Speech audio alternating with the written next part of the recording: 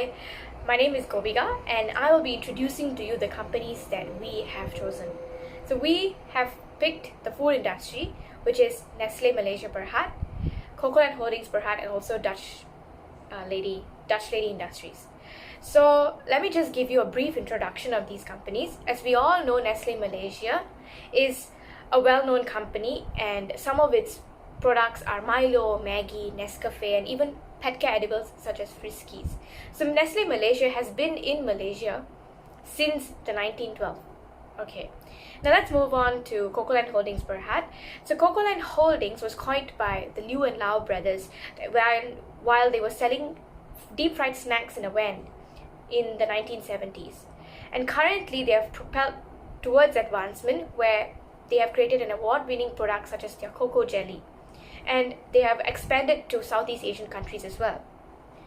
Dutch Lady Malaysia, of course, its main product is circulates around milk products and also dairy products such as yogurt.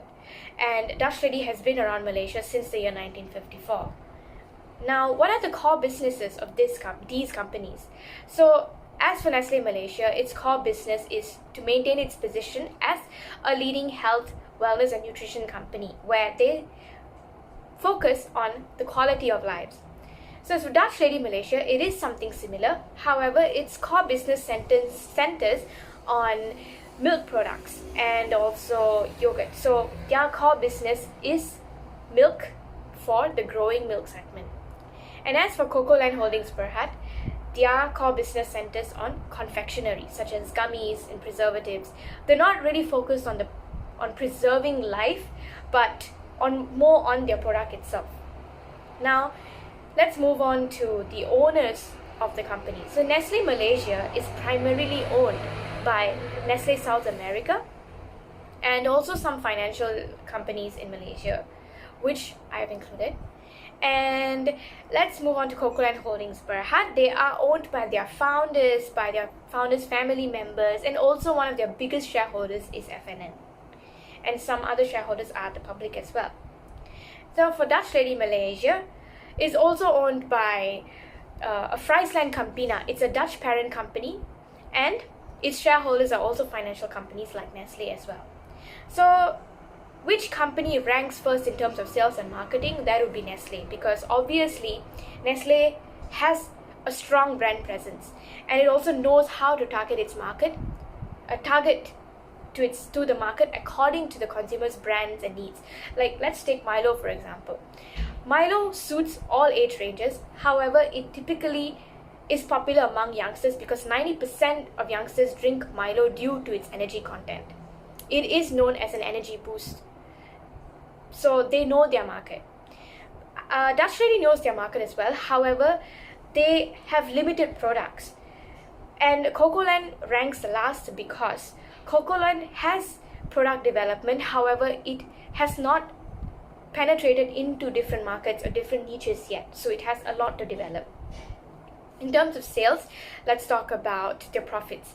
So Nestle Malaysia is the biggest company. So in terms of profits as well, in terms of their revenues, they make the most revenue, and followed by Dutch Lady and also Cocoaland Holdings Berhad. Cocoaland has yet to reach Nestle and Dutch Lady's level because they have to increase their brand image and their brand presence before they make it into before they become in par with Nestle and also Dutch Lady. Now let's move on to the inputs of the company. So there are fixed inputs and variable inputs. So as we all know, variable inputs, the quantity can be changed within a short period of time. So the variable inputs of all three companies are their raw materials mainly. So like let's take Dutch Lady for example. Their variable input would be milk, their main raw materials. And not only raw materials, it also their let's say Dutch Lady has a farm of its own. So the feed, the farms, the cow's health, they have to have artificial they have to have genetics, they have to have all kinds of things that it's required, things that the quantity can be changed within a short period of time. This is what we're going to talk about. and also communication, their marketing and advertising, all these changes according to the company itself.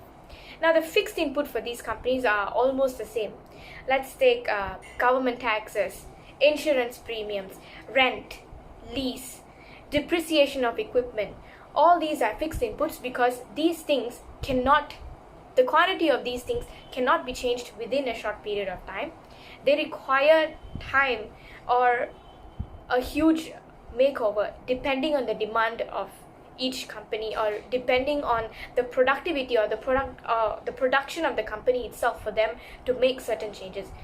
Let's take rent, for example. Rent, government taxes, these things cannot be changed within a short period of time unless there's something going on in the law, or if it is unless it's something going on in the law itself. Hi guys, I'm Vikneshwari Balakrishnan and I would be talking about business strategies. Business strategies are basically tactics used by firms in order to compete their rivals in the marketplace using competitive advantages such as the differentiation advantage and also cost leadership. So we would be reviewing whether Nestle, Dutch Lady and Cocoaland have utilized these two strategies in a very maximized manner or not. So let us look on the differentiation advantage. Nestle have utilized this strategy in a very stylistic manner when they launched their new product under the Nescafe portfolio called Nescafe Ready to Drink Barista Style Signature Cup, which catered the premium class consumers. Now you have the chance to actually drink your Nescafe with style. The unique and differentiated attribute was actually displayed via the presentation of the product itself. Next, moving on to Dutch Lady. Dutch Lady have also utilized this method or strategy in a very fun way when they launched their new product called the Dutch Lady 125 milliliter Frozen and Marvel edition packs, which displayed 7 different Marvel characters and Frozen characters on their product itself. This successfully have actually attracted the kids over there. So it's a very much of a fun kind of strategy, I would say. So let us move on to Cocoaland. Cocoaland, well, it has been no launching of differentiated products from 2018 till date, and there's a reporting saying that 51% of their revenue comes from their gummy and hard candy products. So we as a team would like to suggest to Cocoaland saying that you guys can actually use this differentiation advantage on your gummies and hard candy products to see more of your revenue. So let us move on to cost leadership. Nestle have actually utilized this strategy in a very technological way when they collaborated with Shopee. The moment when they collaborated with Shopee, they began to sell their products in a very lower price compared to the ones in the physical store. So plus with discounts and promotions, and the impressive fact is, based on economy, the more the technology you see, the more the supply curve will shift to the right? So you can see such technology in the purchasing platform in Shopee, for instance, right? So from this manner, you can actually see that Nestle have successfully captured more consumers via Shopee's platform, and due to the lower price, it further increased their revenue, and the volume of consumers also increased day by day. So congratulations, Nestle. So let us look at Dutch Lady. Dutch Lady actually disclosed a very interesting story why it is not, and I think it will not, utilize the cost leadership strategy, and there's a fair justification behind it. In 2011, Dutch Lady have actually increased their product price, due to high cost of their inputs, and they thought that they might be losing a lot of consumers, and they also might face a lot of loss in their revenue. But Surprisingly, they gain more profit and manage to sustain their loyal customers and consumers. So when they analyzed it, they begin to realize that their price of elasticity of demand was not actually elastic, but it was inelastic itself, due to the nature of their business. Their core material is actually milk. Milk is part of our daily life, and due to that property, it contributed to the inelastic factor of their business. So now I know why you're not using the cost leadership strategy. Okay, so let us move on to Cocoaland. Cocoaland actually didn't see, well, based on our research, there has been no reporting saying that they have reduced their product price. But again, we would like to recommend to Cocoaland, saying that since you have a higher market on your gummies and your hard candy products, we would like to suggest to Cocoaland, saying that you guys can actually utilize this cost leadership strategy on your gummies and hard candy products to increase your revenue. So let us move on to chapter 4, product differences. So product differences, we would like to address the differences in the product and market complementariness. So how we're gonna weigh this product and market complementariness by looking at the way or the utilization of product differentiation of these three companies. So for example, Nestle, due to extensive market research, they get to identify a narrow yet an existing market in Malaysia, new mothers. The moment when they realize that there is a gap in that market, saying that new mothers require more nutrients and crucial proteins, they efficiently and immediately launch a perfect milk formula to cater that targeted market of theirs, called the Mom and Me milk formula. This Mom and Me milk formula actually contains a lot of crucial nutrients and vital proteins, which are very much helpful for the mothers during their pregnancy and their lactation period. So due to extensive market research, they get to capture and satisfy their market. Well done. And also another fact under Nestle was they also utilized the diversification method, which means new product into a new market. You are actually creating new market. So Nestle have also utilized this method as well when they launched their new Buitoni Italian sauce product. Well, Italian sauce is never a Malaysian thing, but still, Nestle confidently launched this product in Malaysia, saying that they want to create an impact. They want to create a new market among the Malaysian consumers.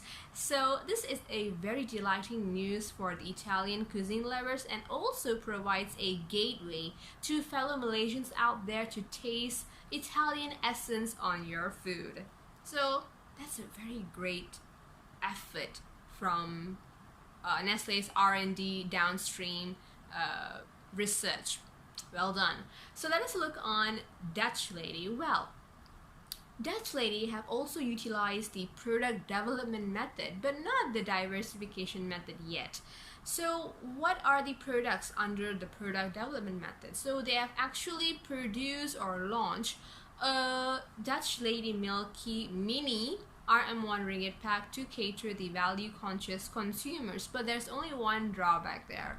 It is only available in chocolate flavor. So knowing that many people really do want to venture in different flavors, I mean, there's a lot of people wanted to find different tastes and so on, and plus there's a lot of chocolate haters out there. So in order to cater wider range of value conscious consumers, Dutch Lady can also, launch more than one flavors like vanilla, strawberry, to attract more value conscious consumers, not only the chocolate lovers out there.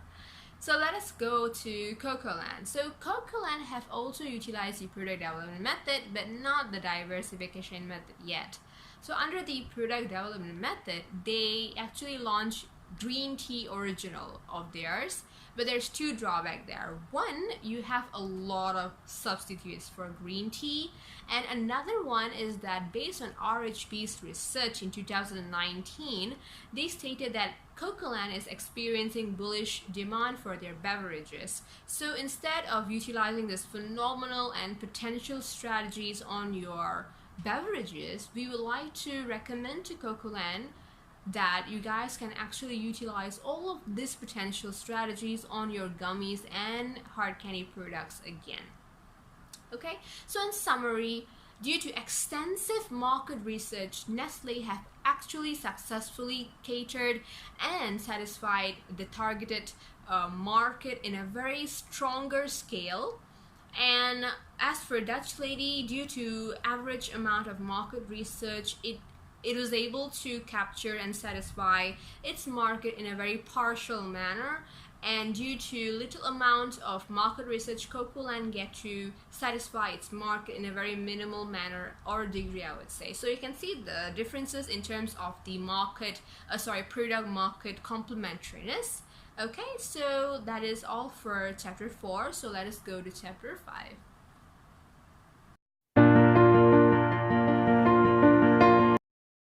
Hi, my name is Divya from Business Economics class. So today I will be discussing the market structure of Nestle, Dutch Lady and also Cocoaland. Based on my research, I found that the market structure of these three companies are perfect competitor. This is due to several factors. Let's look at the first factor. The first factor is that all of these three companies have a large number of buyers and also sellers. So these three companies are price takers. Now as for the point number 2, it's that there is no cost for entering and also exiting the market. So all of these three companies have a perfect and also strong competition in between them. Now let's look at point number 3. Point number 3 is that all of these three companies, if you look at them, they're actually selling the same types of product, which is food and beverages, or we can also call them as homogeneous product. As for point number 4 on why is it perfect competitor, it's because the informations of the products are equally communicated to all buyers and also sellers in the market. And as for point number 5 is that the price of the products are actually determined by the supply and demand in the market.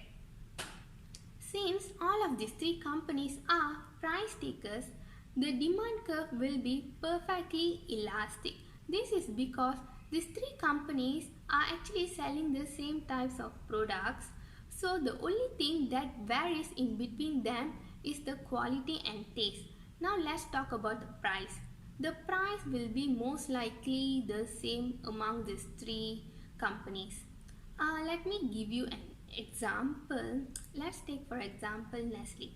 When Nestle increased their price, then their normal rate, their demand for that particular product will reduce. This is because consumers have a perfect knowledge of the prices of other brands' product. So they will be preferring the other brands which have lower prices compared to Nestle. In this case, we will take Dutch Lady as a perfect substitute for Nestle. The company can actually increase their price in one condition. That condition is when their competitors are facing losses.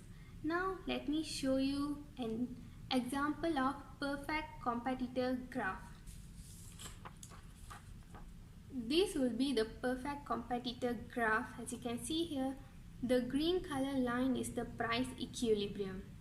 When the price is it's same as the marginal revenue and also marginal cost, the organization can maximize the profit at this point of intersection. Now I'll be discussing question number 6a on what does these three companies are doing well in the market. Let me start from Nestle. Nestle is doing well in the market because of their product innovation. They keeps on producing new types of products into the market. And as for point number 2 is that they are the largest producer of halal products in the world. And as for point number 3, which I think the most important point on why are they doing well, because of their environmental sustainability practices, where they optimizes advanced solutions to reduce waste, to reduce water usage, and also to use non-renewable energy sources. And as for point number 4, it's that they are actually a highly diversified company where it sells its products to 189 countries rather than relying on few markets. And as for point number 5 is that they have a well-established relationship with some other powerful brands such as Coca-Cola, L'Oreal, and also Colgate. Now let's look at on why Dutch Lady are doing good in the market. Dutch Lady is doing good in the market because of the wide range of quality dairy products and also fruit juices. As for point number 2 is that the Dutch Lady have their own research centers in local and also international, so they can produce new types of products which can suit to all target customers. And as for point number 3, which I think the most important point also, is that Dutch Lady has been recognized for meeting the international quality standards of MSO-ISC accreditation.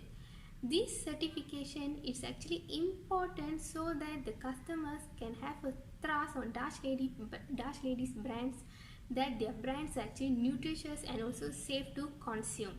Now let's look at Cocoaland on why are they doing good. Cocoaland is doing good in the market because of their vast experience in food and beverages industry. They have also a proven track of record of selling lot 100 gummy bears, which liked by all the childrens. They have also established OEM partnership with MNCs and rising their revenue contribution from export market. This is for question number 6A on why are they doing well. Now I'll be discussing question number 6B on what does these 3 companies are not doing well in the market. Let me start from Nestle once again. Nestle is not doing well in the market because of price fluctuations by the retail giants. For example, Tesco or Giant. When these retail giants increase or decrease their price, this will eventually affect Nestle's sales in long run. The second point is that Nestle involved in water controversy, where they have been accused of pumping million liters of waters from 6 nations, where the 6 nations have been deprived of water. And as for the third point is that Nestle has always become the target of media attention because of their misleading labeling and also using children as a slave labor in their manufacturing factory. Now let's look at Dutch Lady on why they are not doing well. Dutch Lady is the first company to produce UHT fresh milk. UHT fresh milk is their new innovation into the market. So customers don't have much knowledge about this product, so they will not buy it. In order to increase sales of these products, Dutch Lady can increase the advertisement by informing the customers the nutritional value of their product. And as for the second point is they have no direct market experience, where Dutch Lady only sold their products in hypermarket, in supermarket, and also in grocery stores, and has no supply to end users. They can increase this weakness by approaching the customers or suppliers face to face and also getting feedback from them. And as for the last one is the Cocoaland company. Cocoaland company is not doing well in the market because they has less re-owned proprietary brands, and they also rely a lot on human labor rather than relying on machines. They have been lacking in technology, and they are also insufficient marketing strategy which could not reach to the customers in the end. So this is it on why these are the reasons on why they are doing well and also not doing good in this food and beverages business.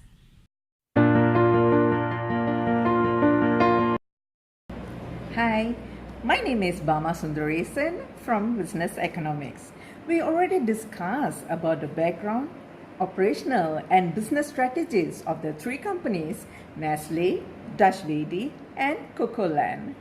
Despite the continuous effort taken to improve the revenue and product marketing, a business should continue as well to improve the operational efficiency to stay agile and adapt to the economic headwinds.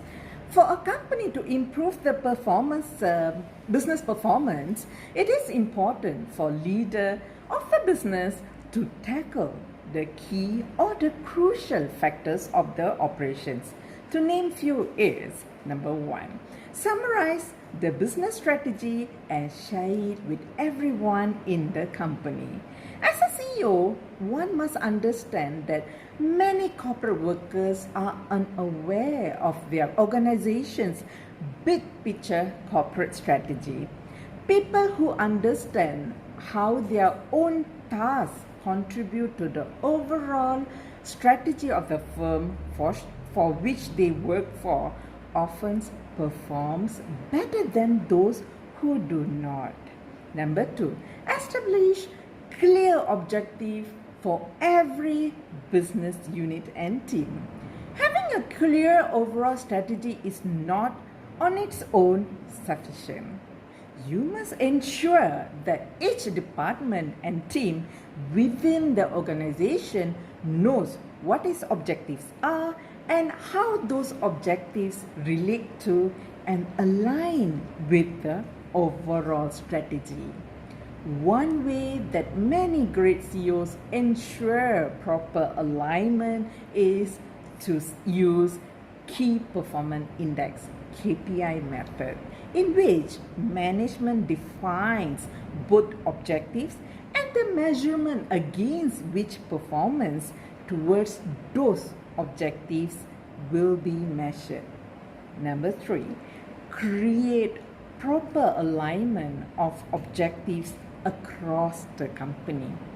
If you are not already aligning objectives across your company and aligning team and group objectives to the corporate strategy, make sure to do it as soon as possible. Consider that if you do not align objectives across your organization, you could have people replicating one another's work or even worse, rowing opposite directions.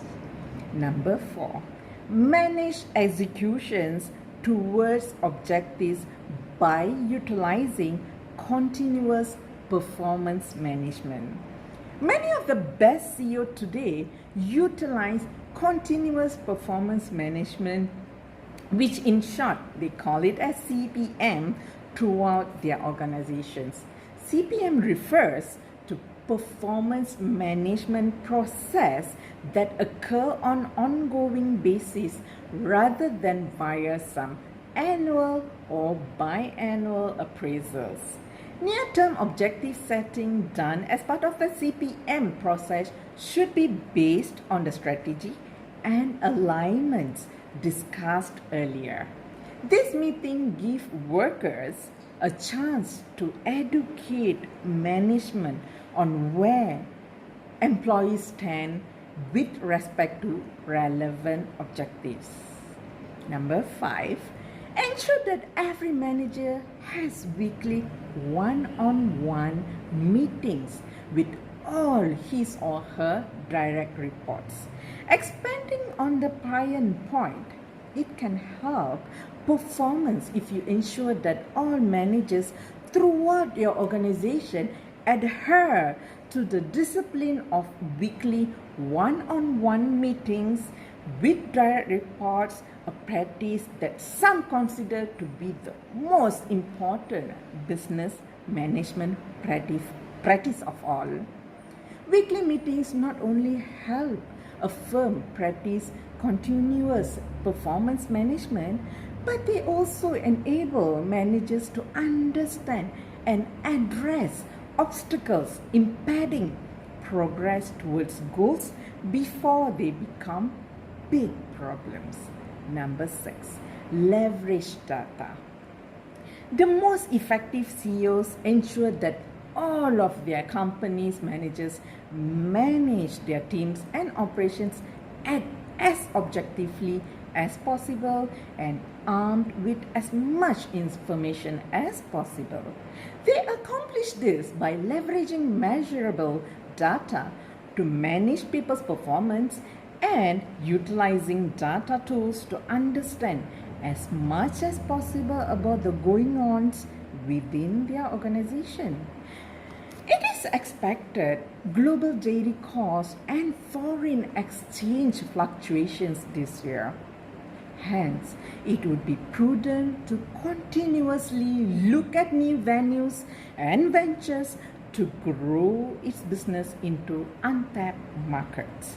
For example, Nestle had recently collaboration with the Malaysian Specialty Coffee Association in Cafe Malaysia 2018 to introduce products beyond mass market consumption into the hotels, restaurants, and catering markets.